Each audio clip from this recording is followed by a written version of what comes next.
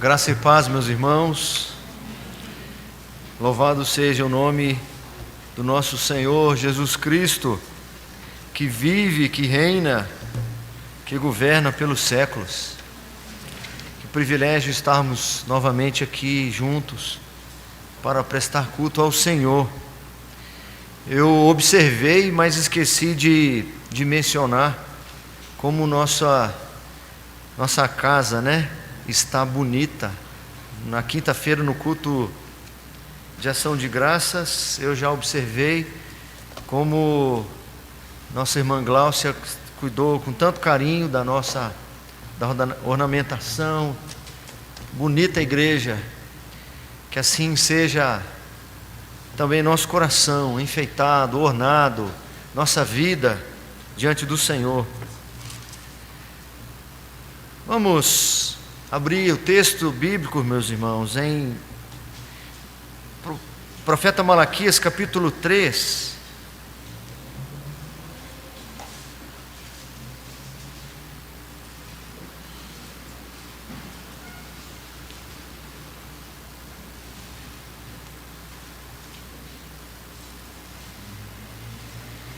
Eu fico confuso com o feriado. É feriado amanhã, não? Não? É porque cada copinho desse aqui me ajuda a pregar meia hora. Então contem comigo. Esse comecei agora. Tem mais um fechado, então já deu 1 hora. Aí tem mais um terceiro e um quarto. Aí eu pensei, deve ser feriado amanhã, porque aí nós vamos até lá para as 11h30, mais ou menos, Mas eu acho que não é o caso, não é feriado,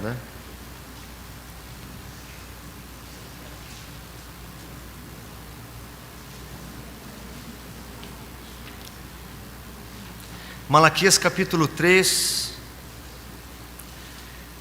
versículo 13.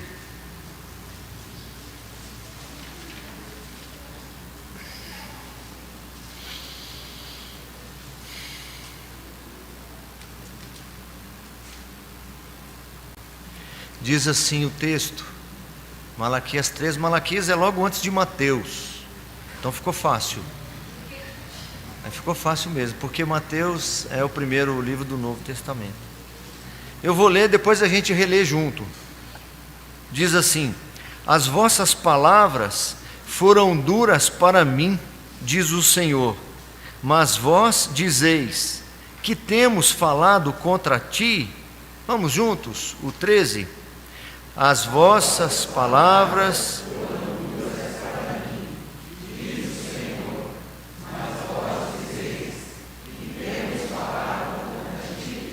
Vamos orar mais uma vez? Senhor Deus majestoso, exaltado seja o teu nome, Senhor.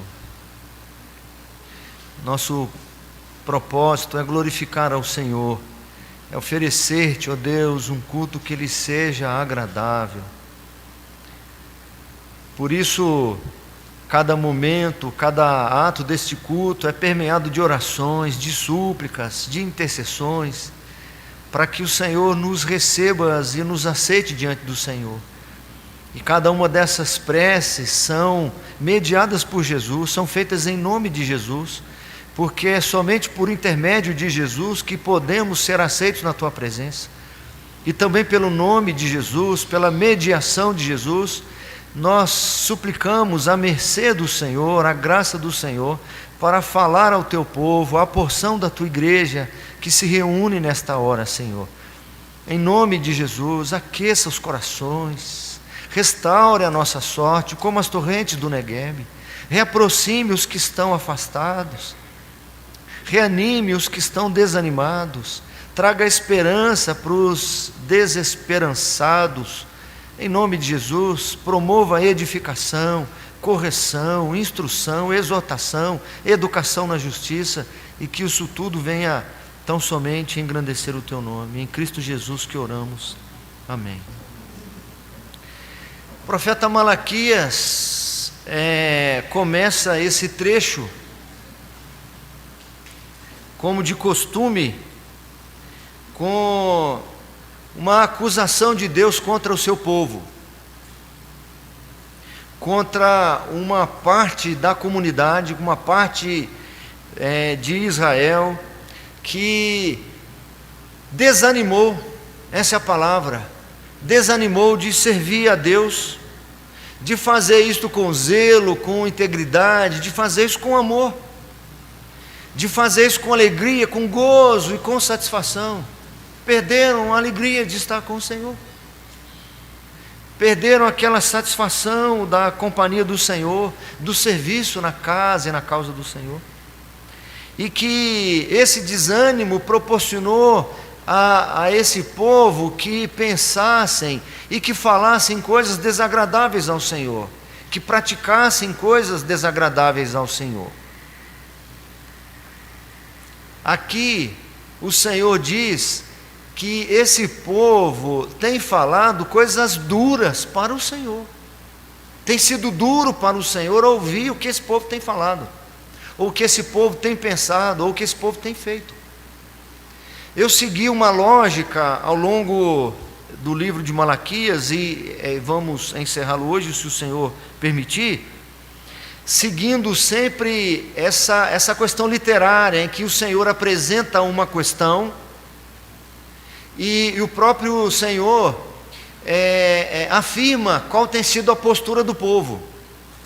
Então nós percorremos o livro e chegamos agora no capítulo 3, verso 13. Pode tirar isso aí um pouco aí, porque o pessoal parou de olhar para mim para olhar para o negócio lá. Não, eles já estão acostumados com olhar a foto, aí eles olham mais para mim. Eu vi um sermão de um pastor uma vez, pastor já até jubilado, já um pastor muito consagrado, e ele toda hora ficava assim: olha para mim, olha para mim. Eu estou olhando para você, olha para mim, né? Fez lembrar até um desenho, tem um desenho, né, que alguém faz assim, não tem? Tem um desenho animado que alguém faz assim, estou olhando, eu não sei quem que é. Acho que é aquele da Era do Gelo, né? Acho que é da Era do Gelo. Mas aqui nós não estamos na Era do Gelo, tá certo? Aqui o coração da gente vai arder, se Deus quiser. Mas, igual a alguns outros trechos do livro, apenas esse versículo, ou seja, essa repreensão do Senhor e essa pergunta não são tão claras para nós, certo? Por exemplo, quando aí no capítulo 3, na semana passada, no versículo 7, no capítulo 3, versículo 7, da semana passada, que também tem uma repreensão do Senhor, tem uma fala do Senhor e uma pergunta que o povo faz, demonstrando a postura do povo, não fica muito claro para nós qual que é a questão. Diz assim o texto: desde os dias de vossos pais vos desviastes dos meus estatutos e não os guardastes. Tornai-vos para mim e eu me tornarei para vós outros, diz o Senhor dos Exércitos. Esta é a repreensão. Nós não estamos entendendo ainda o porquê da repreensão. Aí vem então uma pergunta que o próprio Deus faz: mas vós dizeis, em que havemos de tornar? Não deu para saber qual que é a causa da repreensão. Por que o Senhor está desgostoso com o povo? Mas na continuação do texto a gente percebe que a causa era a infidelidade. O verso 8 vai dizer: roubará o homem a Deus? Todavia vós me roubais e dizeis: em que te roubamos? Nos dízimos e nas ofertas. Então, na continuação do texto, nós percebemos que o que o Senhor está reprovando aqui é a infidelidade.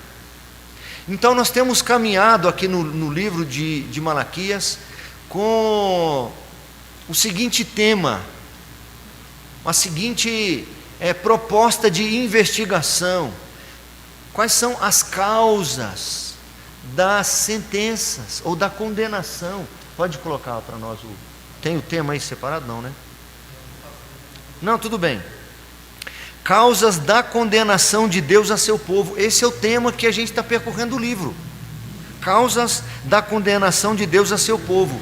E cada um dos trechos em que tem essa repreensão de Deus e essa fala do povo, a gente descobre, ainda que não seja no versículo em si, nós descobrimos o que o Senhor está reprovando, ou melhor dizendo, Qual é a causa do Senhor proferir contra o povo a condenação? Aqui no versículo 13, como eu comecei a dizer, o versículo em si não revela para nós qual que é a causa, aqui nesse caso, da repreensão de Deus. Mas quando a gente lê o versículo 14 e o 15, a gente descobre. Se você tem aí, você podia ler comigo o versículo 14. Vós dizeis, inútil.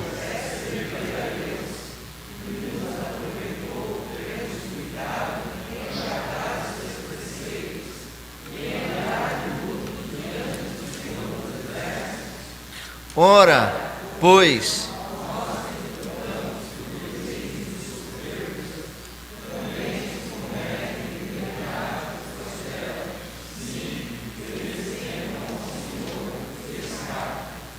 fica mais claro para nós. O que esse povo tem falado, que tem soado com dureza ao ouvido do Senhor? O que tem feito o Senhor se desagradar com a postura desse povo? Vós dizeis, inútil é servir a Deus, que nos aproveitou termos cuidado em guardar os seus preceitos e em andar de luto diante do Senhor dos Exércitos. O que adiantou nossa fidelidade? O que adiantou o nosso zelo? O que adiantou o nosso compromisso? Para nada. Isso me faz lembrar algumas falas que você já deve ter falado, já deve ter ouvido. Eu não te pedi, eu não pedi para nascer. Demonstrando que o que essas pessoas estão fazendo em relação ao Senhor, o seu zelo, o seu trabalho, o seu cuidado, o luto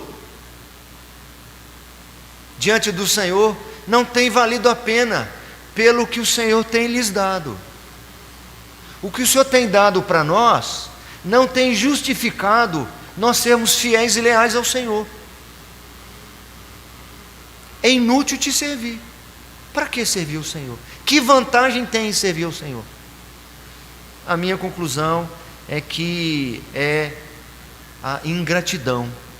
Esse é o nosso ponto 5, e eu vou passar todos eles daqui a pouco. É o ponto 5. Não precisa pôr ainda não. Eu já vou.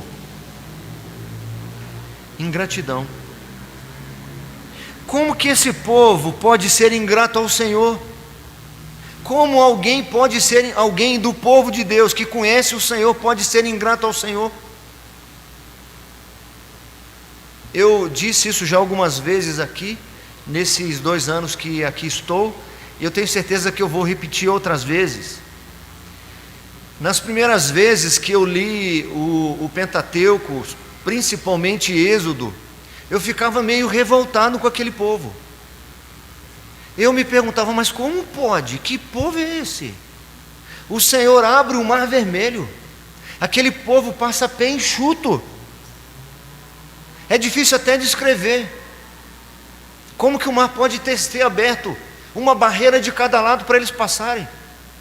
E foi uma caminhada lenta e demorada. E o Senhor lhes auxilia na caminhada, colocando entre eles e os egípcios que vinham atrás barreiras que dificultavam os egípcios de chegarem, emperravam as rodas dos carros de combate dos guerreiros egípcios. E o povo chega um tempinho depois, no primeiro obstáculo que encontra, a primeira adversidade que encontra, começa a murmurar contra Deus. A sensação que a gente tem é o seguinte: se eu estivesse lá, se eu tivesse presenciado um milagre como esse, de maneira nenhuma eu ia ser ingrato ao Senhor, eu ia ser chamado de povo de dura serviço. Eu lembro que quando eu li essa expressão, Deus falando do povo de dura serviço, o povo reclamando do povo, Deus reclamando do povo. Vocês têm sido pesados para mim, vocês têm falado palavras duras aqui no Malaquias. Eu até fui olhar no dicionário na época, porque eu não sabia o que era serviço. O que é dura serviço? Eu lembro direitinho, que eu até anotei na época, era a parte posterior do pescoço, da cervical. Povo que não se reclina, povo duro, que fala palavras duras. Como que esse povo pode ser assim ingrato? Só que aconteceu o seguinte comigo, irmãos: com o passar do tempo, eu fui descobrindo que aquele povo lá do deserto não é aquele povo lá do deserto, não é o povo de Deus lá de longe, somos eu e você. Nós somos assim, por muito menos, por muito menos. Nós não precisamos estar literalmente no deserto para nós murmurarmos. Nós não precisamos estar anos e anos a fio dormindo em barracas, comendo um único alimento diariamente, para nós expressarmos ingratidão ao Senhor, e com a nossa vida e com essa ingratidão falarmos palavras duras ao Senhor. O Senhor, é o maná de novo? Que palavra dura que eu estou ouvindo de vocês? Tem gente morrendo de fome. Me lembro quando estive no exército, servi no batalhão de infantaria, numa companhia de fuzileiros, na primeira companhia de fuzileiros, no primeiro pelotão de operações especiais. A gente ia muito para o mato. Eu me lembro direitinho que em situações lá muito adversas, um dia em particular, chovendo no mato, a gente no mato, e não tinha barraca, só tinha uma barraquinha com um banco onde estava a comida. Era noite já, então a gente entrava na fila, se servia e ia para a chuva. Ficava na chuva antes, saía da chuva para se servir na marmitinha, e depois voltava para a chuva. E a comida aquele dia era pirão de peixe, aquele caldo cheio de espinho, para a gente comer debaixo da chuva. Então a gente fazia assim para tampar um pouco. E eu me lembrei de muitas vezes, na minha adolescência, olhar para o fogão da casa da minha avó, com 4 panelas, e abrir as panelas e falar assim para minha avó: só tem isso, vó? Palavras duras que a minha avó ouviu. Palavras duras o Senhor ouve de um povo ingrato. Agora, como que isso aconteceu? É uma conclusão natural, porque a sequência é uma sequência meio lógica. Nós vimos lá no capítulo 1, verso 2, que esse povo já tinha demonstrado o quê? Insensibilidade. Insensibilidade é o primeiro passo. Um povo que não sente, um povo que está duro em perceber o que Deus faz. Eu não consigo perceber. É o primeiro passo para a ingratidão. Eu não consegui ver, é o cego, é o insensível. Não sabe o preço que é fazer o que eu estou fazendo para você e trazer isso para o menino ainda falar assim: pai, é isso que o senhor trouxe? E você chamar a atenção do menino, o menino vai dizer assim: não, mas eu não pedi nada. Alguém já ouviu expressões como estas? Eu acredito que todo mundo já ouviu, porque eu acabei de falar, né? Mas alguém já ouviu antes? A gente já ouviu. Nós vimos no 1,6 o desprezo. Uma coisa foi levando a outra. A insensibilidade, o desprezo. Depois nós vimos no capítulo 2, verso 17, a deslealdade. Vimos depois, que foi semana passada, no capítulo 3, verso 7, a infidelidade. E então, a consequência disso é a ingratidão.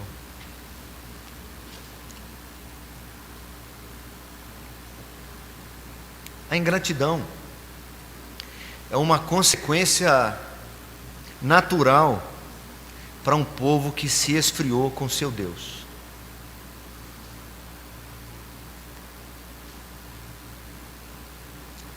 Não sente, não aquece o coração mais, não tem mais mudou seu foco, mudaram as suas referências, mudaram as suas expectativas.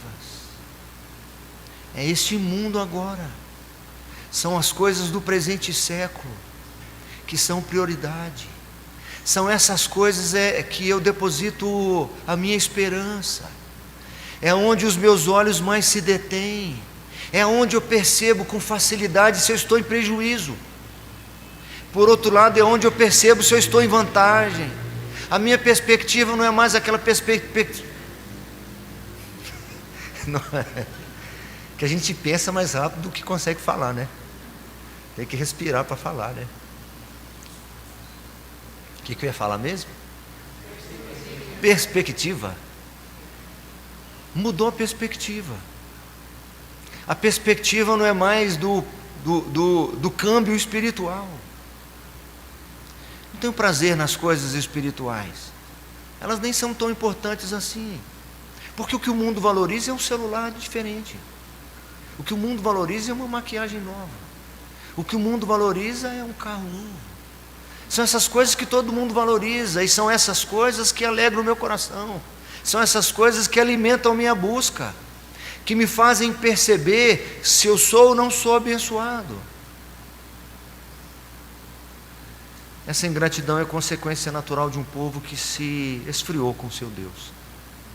Vimos que a ingratidão aqui, ela está em acordo com as outras causas, todas que nós vimos. Ela está em acordo, é uma consequência.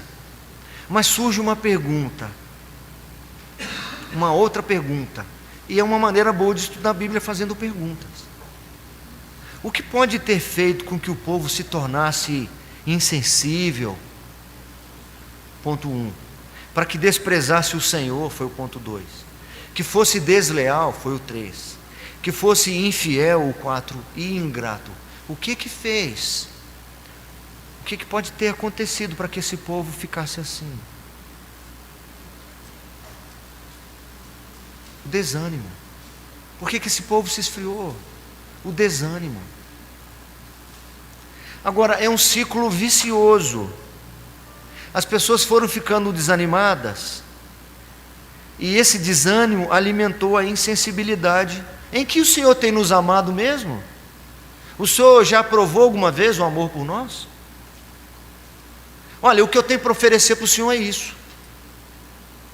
Nós já vimos isso aqui nos sermões anteriores.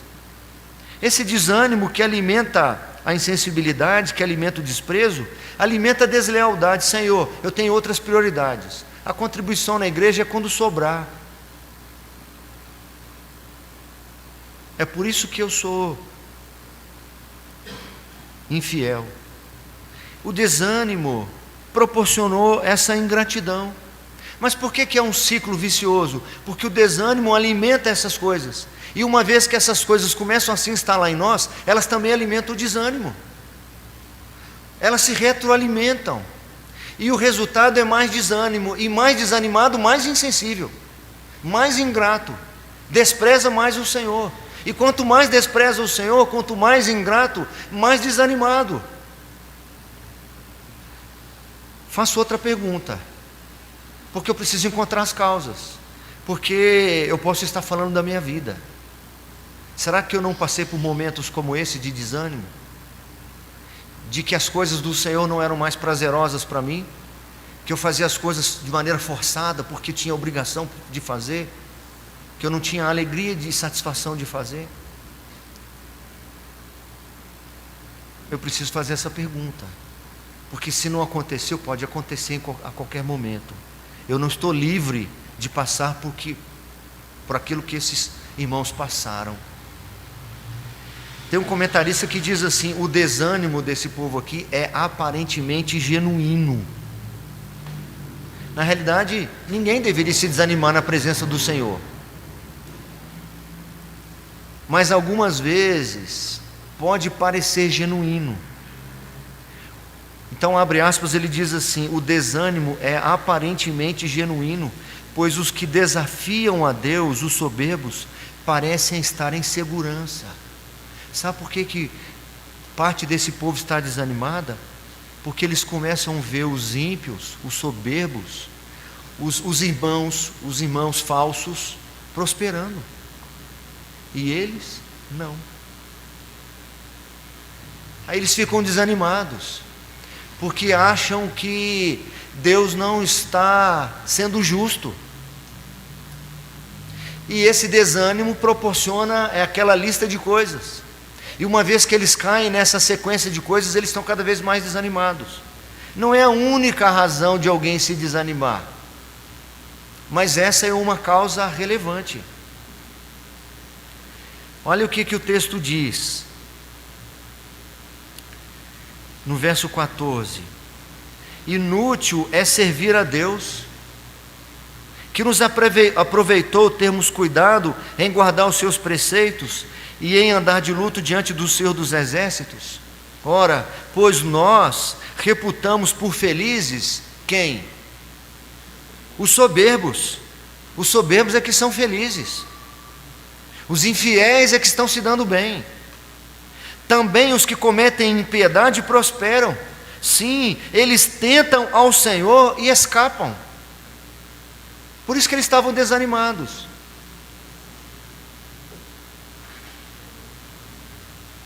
Pode não ser a sua realidade hoje, mas ela pode acontecer em algum momento.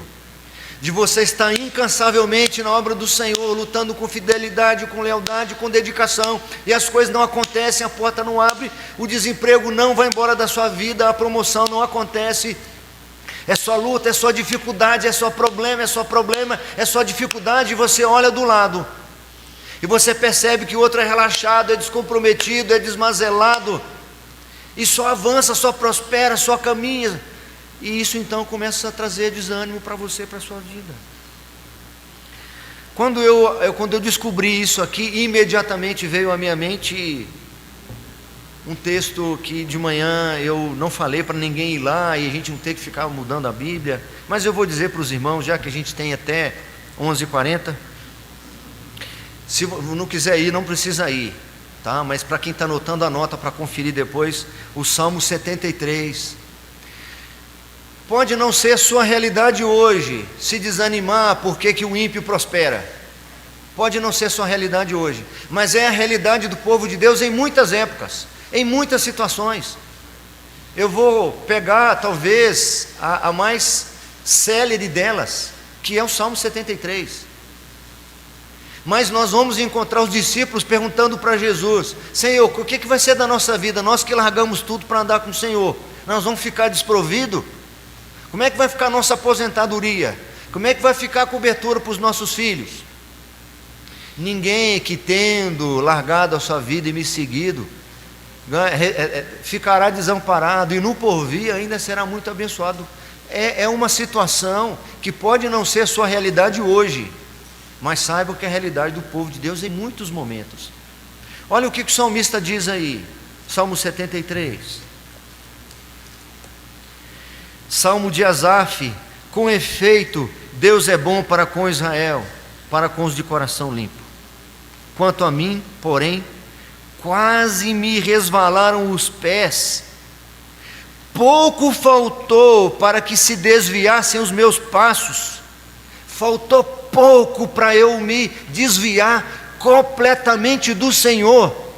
Ele não estava só desanimado, ele tinha quase desistido. Pois eu invejava os arrogantes ao ver a prosperidade dos perversos. Para eles não há preocupações, o seu corpo é sadio e nédio, não partilham das canseiras dos mortais, nem são afligidos como os outros homens. Daí a soberba que os cinge como um colar, e a violência que os envolve como um manto. Os olhos saltam-lhes da gordura, do coração brotam-lhes fantasias, motejam e falam maliciosamente, da opressão falam com altivez, contra os céus desandam a boca, e a sua língua percorre a terra. Por isso o seu povo se volta para eles, e os tem por fonte de que bebe a lagos sovos. Eles é que são valorizados, eles é quem, eu parei de ler agora, estou só comentando, eles é quem arrastam multidões, eles é que são populares, é de fartura que enche o coração deles. salta-lhes de gordura o coração. Está falando de fartura, está falando aqui de riqueza, está falando aqui de popularidade, de reconhecimento, de valorização. São esses que são reputados como referências. Contra os céus desandam a boca, diz o verso 9, e a sua língua percorre a terra. Por isso o seu povo se volta para eles, e os tem por fonte de que bebe a largos sorvos. E diz, o que eles dizem? Como sabe Deus? Acaso há conhecimento no Altíssimo? Esses são os que estão avançando. Esses que desonram o Senhor é que estão se dando bem nessa vida. Eis, diz o 12, eis que são estes os ímpios, e sempre tranquilos, aumentam suas riquezas. Hoje de manhã até eu imitei o pastor Flávio. Não foi quem estava aqui ouviu, não, acho que não foi nesse texto não. Mas diz assim, eis que são estes os ímpios, e sempre tranquilos. O pastor Flávio, quando ele fala, dá vontade de completar, né? E eu estou aqui, fico baixinho completando às vezes.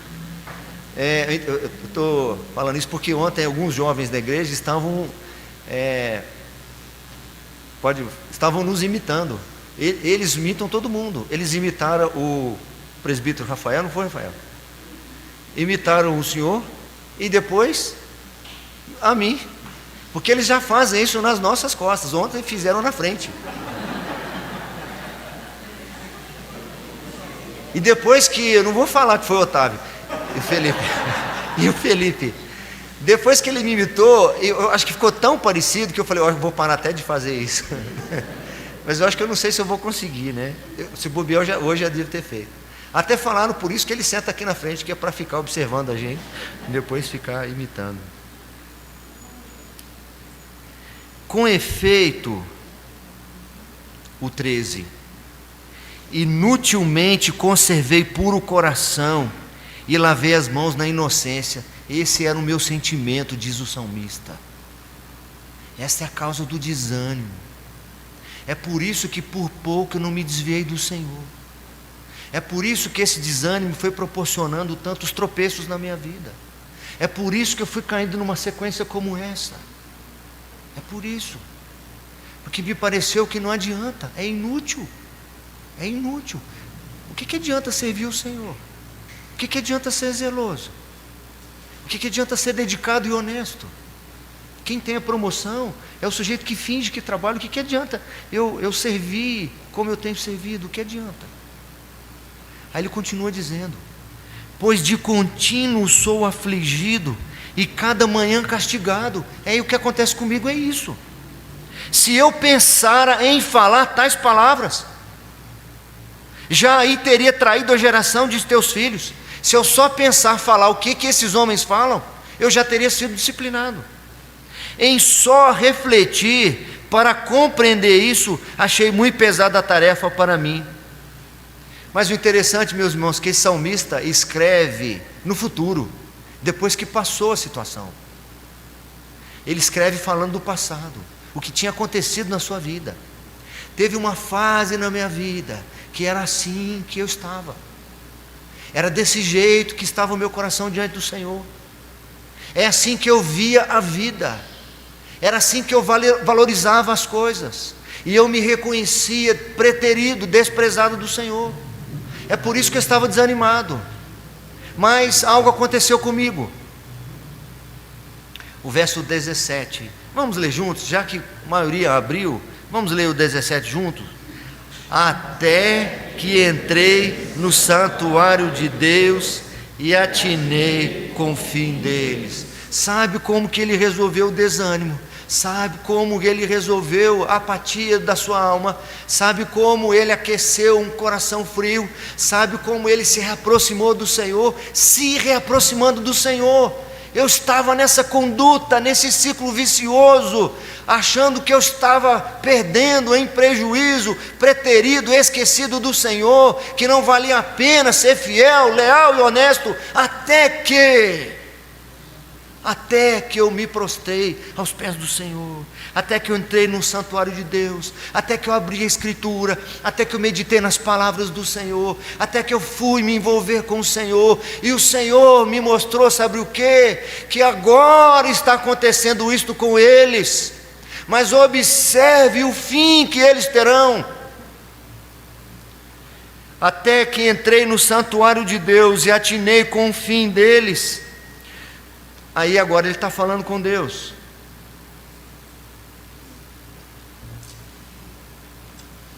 Tu certamente os pões em lugares escorregadios e os fazes cair na destruição.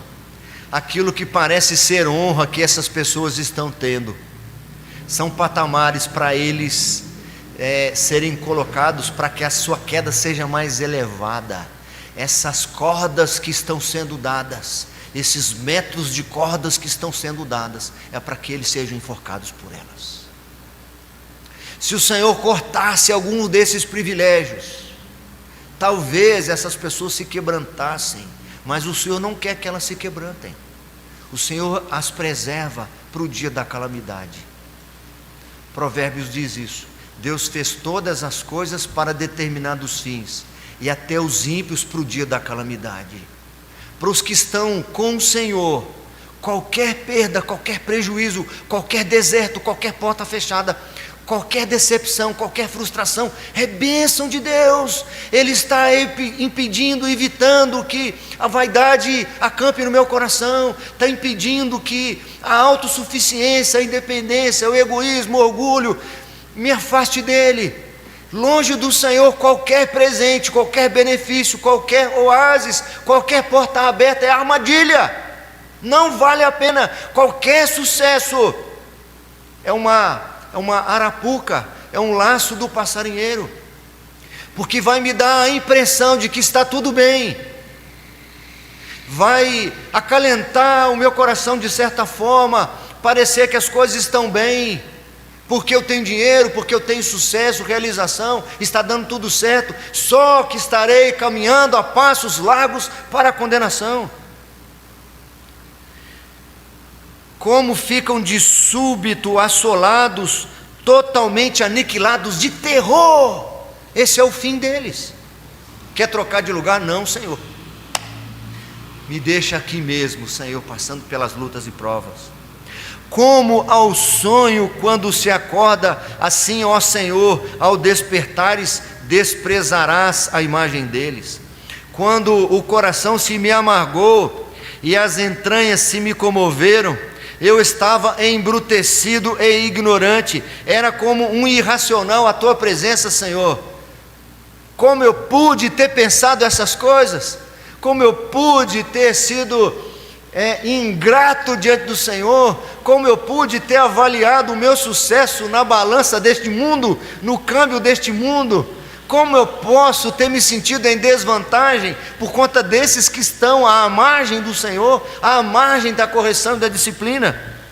Todavia eu estou sempre contigo, tu me seguras pela minha mão direita, tu me guias com o teu conselho e depois me recebes na glória. Agora eu realinhei o meu foco, agora eu estou na perspectiva correta.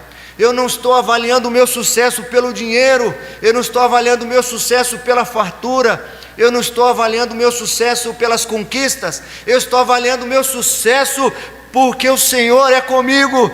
Eu estou avaliando agora a minha vantagem e desvantagem na perspectiva espiritual, e eu descubro que eu que estou em vantagem, porque o Senhor me segura pela minha mão direita. Diz o 24, tu me guias com o teu conselho e depois me recebes na glória. Quem mais tenho eu no céu? Não há outro em que eu me compraza na terra. Ainda que a minha carne e meu coração desfaleçam, ainda que enfrente portas fechadas, ainda que encontre frustrações, perdas e prejuízos, Deus é a fortaleza do meu coração, a minha esperança para sempre. Os que se afastam de ti, eis que perecem.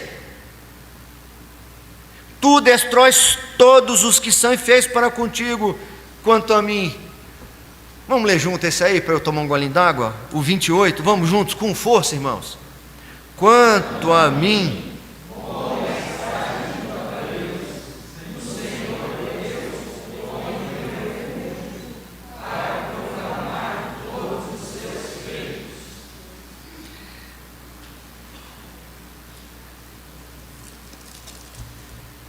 isso que aquece o coração, isso que afasta o desânimo. É por isso que o comentarista diz que o desânimo, pode voltar lá para Malaquias, que o desânimo desse povo é aparentemente genuíno. Ele não é totalmente genuíno. Ele é aparentemente genuíno porque as pessoas estão aparentemente indignadas pela injustiça daqueles que estão indo bem, mesmo sendo soberbos. Mas por que ela não é de fato um desânimo de fato genuíno? Porque eles estão avaliando errado.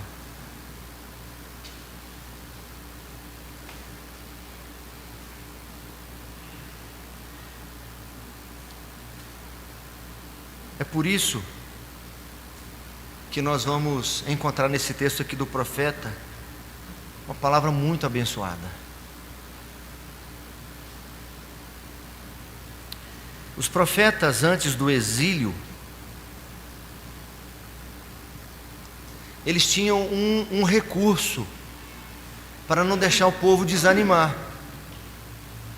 Eles tinham um recurso para fazer o povo, ou para tentar trazer o povo de volta ao relacionamento com Deus, para tirar do povo a insensibilidade, o desprezo para com as coisas do Senhor. Isaías fala para um povo que está desprezando o Senhor.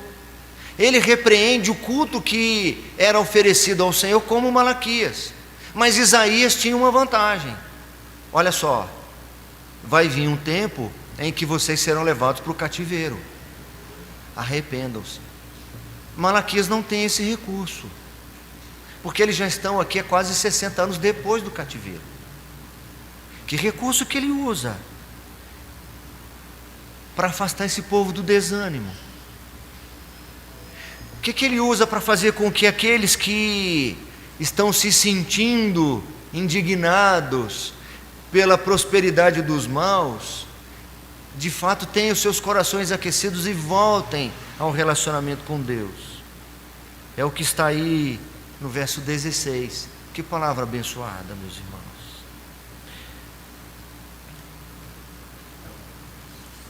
O 16 e o 17. Então, os que temiam ao Senhor falavam uns aos outros. O Senhor atentava e ouvia. Havia um memorial escrito diante dele para os que temem ao Senhor e para os que se lembram do seu nome. Eles serão para mim particular tesouro naquele dia que preparei, diz o Senhor dos exércitos. Poupá-los-ei como o homem poupa seu filho que o serve. Sabe qual é o remédio aqui para afastar esse desânimo? Para esse desânimo não alimentar mais essas condutas reprováveis e não proporcionar nenhuma condenação em relação a vocês. Uma notícia que vocês precisam saber, um privilégio que vocês têm, que deixam em vocês em grande vantagem em relação aos outros, que não farão vocês mais acharem que vocês são preteridos ou desprestigiados pelo Senhor. Tem uma palavra que vocês precisam saber, para vocês saberem que vocês são amados e reconhecidos pelo Senhor, porque o começo do livro, apesar de ser uma sentença, diz assim: sentença pronunciada pelo Senhor contra Israel, por intermédio de Malaquias. Quando o profeta começa mesmo o texto, isso aqui é o enunciado, começa o texto assim: eu vos tenho amado, diz o Senhor. Mas esse povo está com o ouvido tapado, não está prestando atenção nisso. Eles estão se avaliando em outra perspectiva, e por isso que eles estão se sentindo desprestigiados, estão desanimados. O Senhor realinha aqui o foco deles. Então os que temiam ao Senhor falavam uns aos outros: você está desanimado? Você está desanimado? Você está desanimado? Eu preciso dizer uma coisa para você, uma coisa para você. Na presença do Senhor há um memorial, para que o Senhor nunca se esqueça. E esse memorial que está escrito, não está escrito atos de justiça. Eu não quero alegrar você com isso. O Senhor não está anotando lá as tuas boas obras. O que Ele escreveu lá nesse livro é o teu nome, para que Ele nunca se esqueça de você. Ele nunca abandonou você. Ele nunca preteriu você, Ele nunca abandonou você, Ele nunca rejeitou você, Ele nunca deixou você de lado. O Senhor atentava e ouvia, havia um memorial escrito diante dele, do Senhor, para os que temem ao Senhor e para os que se lembram do seu nome. Eles serão para mim, diz o Senhor, particular tesouro. Você é um particular tesouro do Senhor. Ah, mas eu não tenho aquela casa, mas você tem muito mais. Você, aos olhos do Senhor, é um tesouro preciosíssimo.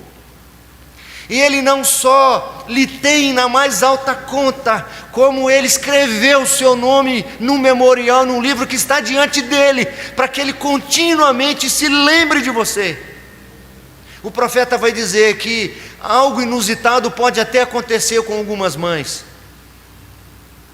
A mãe que amamenta o filho pode até se esquecer dele, porque uma mãe numa situação normal, ela não tem como esquecer de um filho que ainda amamenta. Mas ainda que uma mãe se esquecesse do filho que ainda amamenta, eu jamais me esquecerei de vocês. Senhor, mas estou na profundeza do abismo. Estou no ventre de um peixe, no fundo do mar. Diz Jonas: na minha angústia clamei ao Senhor, e o Senhor me ouviu, lá do mais profundo abismo. Para onde nós, que somos um particular tesouro do Senhor, podemos nos afastar dEle? Para onde nós poderíamos fugir da presença dEle? Se subirmos aos céus, lá Ele está. Se montarmos nossa cama no mais profundo abismo, lá estarás. Se tomarmos as asas da alvorada, ou seja, nas primeiras horas, nos primeiros minutos da manhã, e nos detivermos lá nos confins dos mares, ainda lá há de suster-nos a tua mão, e a tua destra nos susterá. O memorial escrito não registrava atos de justiça, boas obras, como as crônicas dos reis, os seus feitos. Esse memorial diante do Senhor estão os nomes daqueles que são seus escolhidos, a quem Ele ama, aqueles que, por consequência do amor do Senhor, foram chamados, salvos, separados deste mundo, aqueles que temem ao Senhor, aqueles que honram o seu nome, aqueles que acreditavam em Deus, como Abraão, que creu no Senhor e isso lhe foi imputado para a justiça. E o verso 18, você pode ler comigo, por favor? Então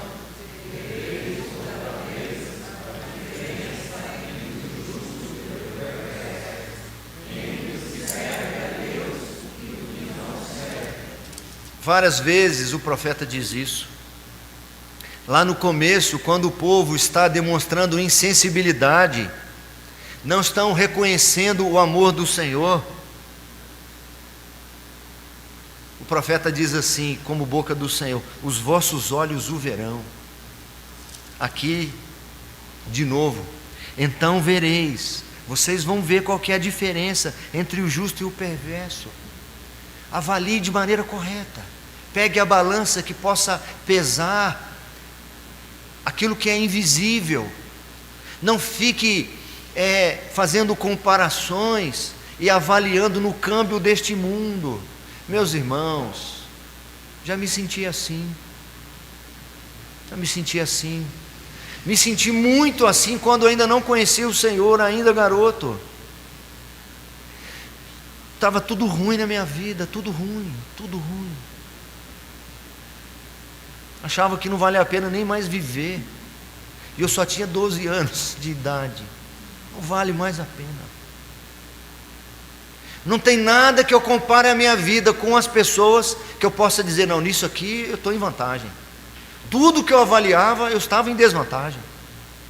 Eu só chorava, só tinha desânimo, só tinha tristezas.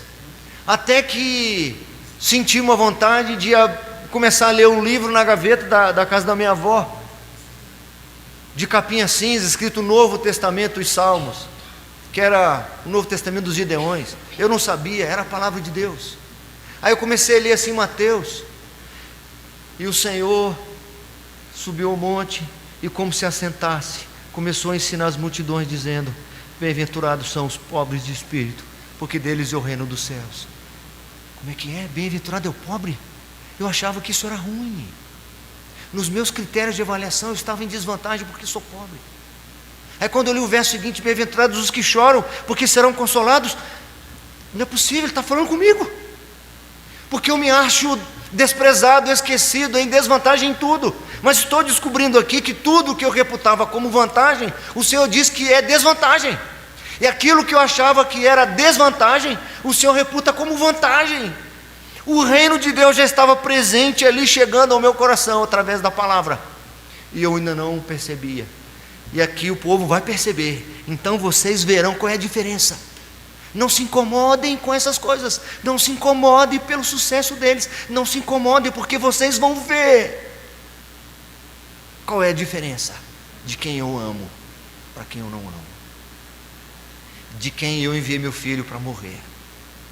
Vocês verão a diferença. Para encerrar, irmãos, falei 11h40, todo mundo sabe que é brincadeira, né? O texto diz para nós aqui muitas coisas ainda interessantes, mas eu vou resumir.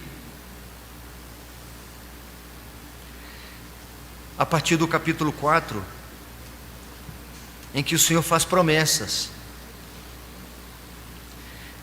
tanto de condenação, quanto de salvação. Pois eis que vem o dia, e arde como fornalha, todos os soberbos e todos os que cometem perversidade serão como restolho. O dia que vem os abrasará, diz o Senhor dos Exércitos, de sorte que não lhes deixará nem raiz nem ramo. Mas para vós outros que temeis o meu nome, nascerá o sol da justiça, trazendo salvação nas suas asas. Saireis e saltareis como bezerros soltos da estrebaria. Pisareis os perversos, porque se farão cinzas debaixo das plantas de vossos pés, naquele dia que prepararei, diz o Senhor dos Exércitos. Lembrai-vos da lei de Moisés, meu servo, a qual lhe prescrevi em Horebe para todo o Israel, a saber, estatutos e juízos. Eis que eu vos enviarei o profeta Elias, antes que venha o grande e terrível dia do Senhor. E ele converterá o coração dos pais aos filhos, e aos filhos e o coração dos filhos a seus pais, para que eu não venha e fira a terra com maldição.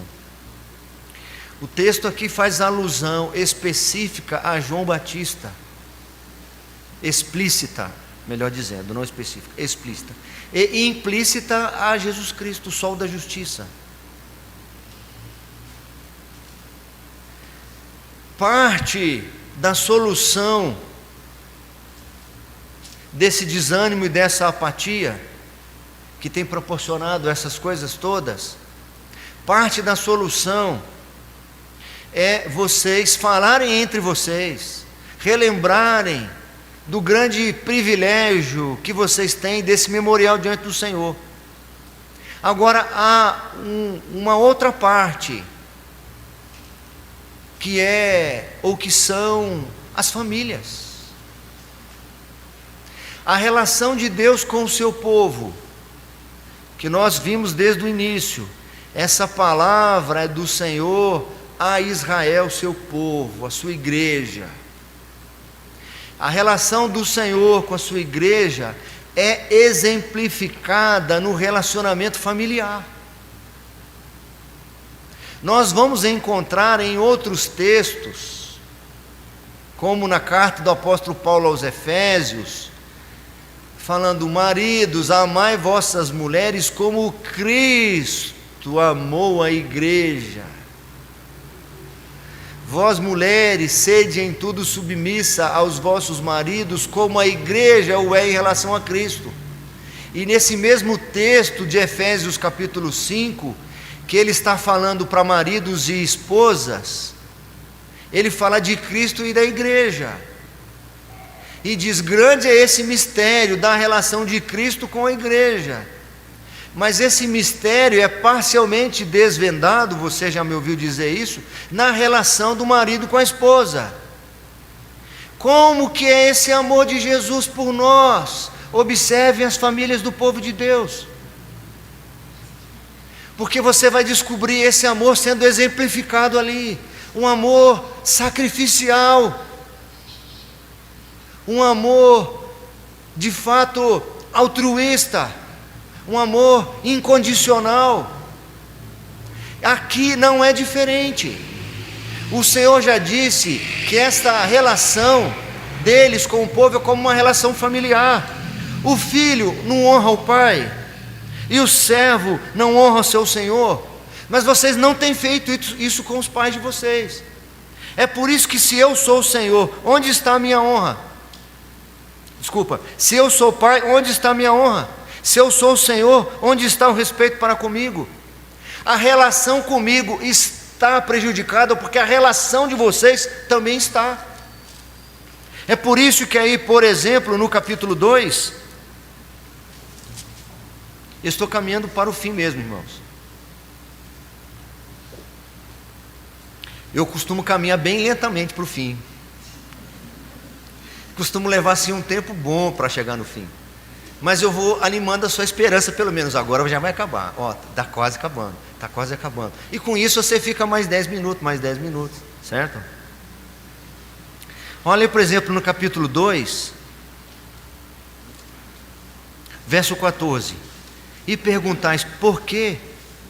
Porque o Senhor foi testemunha da aliança entre ti e a mulher da tua mocidade, com a qual tu foste desleal, sendo ela a tua companheira e a mulher da tua aliança. O que tem a ver relação de filho com pai, relação de marido com esposa, com o povo estar desanimado com Deus?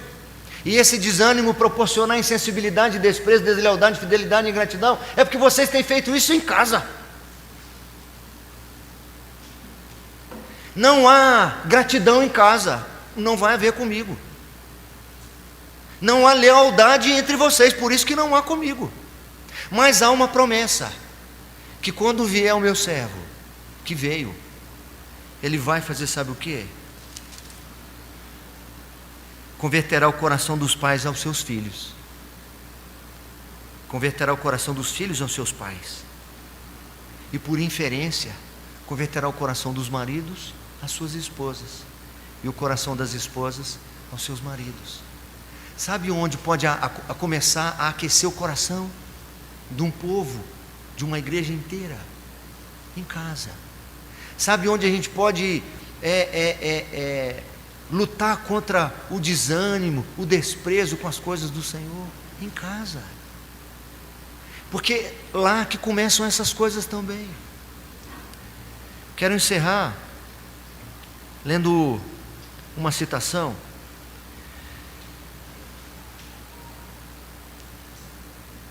O quinto mandamento deixava subentendido, o comentarista comentando aqui, Malaquias, ele não está comentando os mandamentos, está comentando aqui. O quinto mandamento deixava subentendido que o lar era essencialmente a escola da vida em comunidade. Quer aprender a viver em comunidade, a escola para isso é a família. Ali na família é uma espécie de mundo em miniatura, é o coletivo em miniatura. Autoridade e submissão, amor e lealdade, obediência e confiança podiam ser aprendidos como em nenhum outro lugar. E a sociedade e o coletivo seria mudado com a palavra de Deus como guia dos lares, sendo praticada nos lares. Tudo isso por causa de Jesus Cristo, que converteria o coração de um ao coração do outro.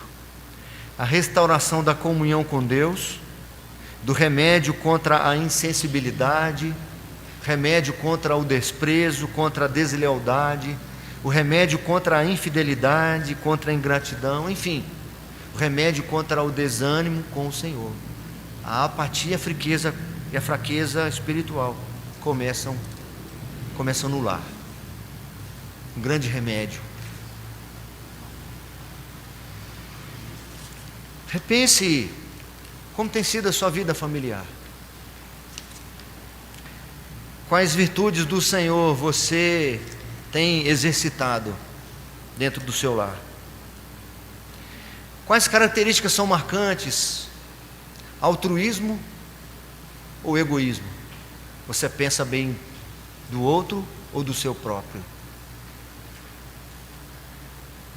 Um amor que é exercido lá é um amor de fato incondicional. Mas ele não tem correspondido muito, pastor, por isso que eu me sinto no direito nenhum. Se ele não está correspondendo ao seu amor, ame. A honra, a obediência, a submissão. Eu creio, meus irmãos, que todos nós, em alguma medida, precisamos realinhar nosso relacionamento familiar, para que de uma maneira intencional se invista em crescimento espiritual um do outro. Não é simplesmente tocar o barco e achar que só abastecer a geladeira e a despensa é parte da sua obrigação, formar os filhos ou levar a esposa para jantar fora de vez em quando, ou sair para viajar. Quanto do amor ao Senhor, quanto o coração da sua família tem sido aquecido diante do Senhor, quanto você tem cooperado para que essa família seja consagrada para o louvor da glória do Senhor.